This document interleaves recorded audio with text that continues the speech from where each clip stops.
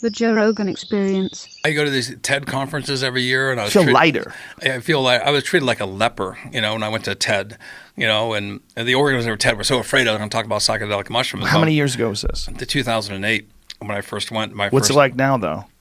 This last time, I was treated like a super celebrity. I had these hugely powerful people, some of the names you probably know, who came up to me and would shake my shoulders going, now I understand. Now I understand. And I was like, I had to say, down boy, keep down. And they woke into something, and their mates, their friends, their business associates, there seems the common theme is, wow, he was such a jerk before and he's so nice now. Yeah. And they're seeking cooperation, and they still are productive.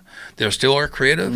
They're banging it out. The coders in Silicon Valley know that microdosing helps their coding ability, so it's a competitive advantage to those other computer companies that do not. I think any new business populated in particular by young people who are not doing microdosing are going to be at a competitive disadvantage because the creativity flow, the camaraderie of the community, seeking to benefit the commons and also reward yourself. I'm not saying it's just all, just helping the commons, but the idea of being able to reward yourself and people rejoice in your success and they benefit from it as well, it really integrates people together. Yeah, and it's also, people need to understand that there's a lot of this squirreling away resources and money and things and trying to climb that corporate ladder.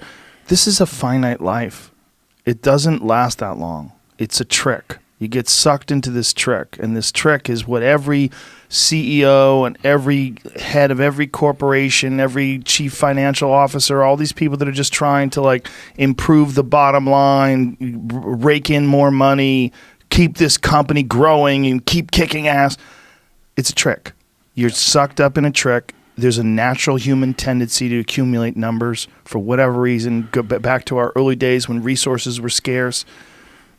And if you get sucked into that trick, one day you're going to wake up, and that's going to usually be too late.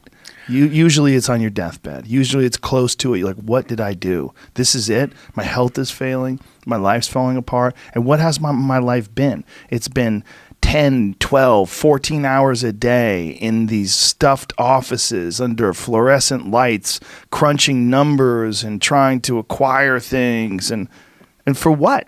What impact have I made on humans? What is the negative impact of my ambition on the people that are around me?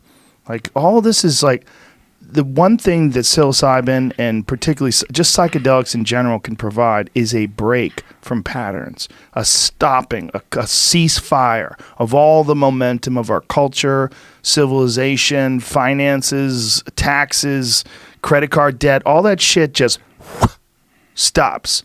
And you get a chance to step back and look at the machine, watch it all whirl and spin in front of you, and you get to say, oh, I got sucked into the trick. I'm sucked into a trick.